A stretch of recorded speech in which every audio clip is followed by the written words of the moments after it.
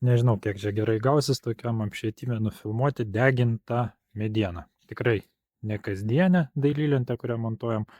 Pats asmeniškai likau gal netgi sužavėtas, tai vat noriu pasidalinti informaciją apie dailylentę. Taip va gražiai supakuota, žiūrėkit. Atskirtas su popieriukais, čia jau dabar sudėta, bet kiekvienas va sluoksnis atskirtas su popieriais. Va, žiūrėkit, kaip atrodo špuntai. Čia vat pakaliminė lenta.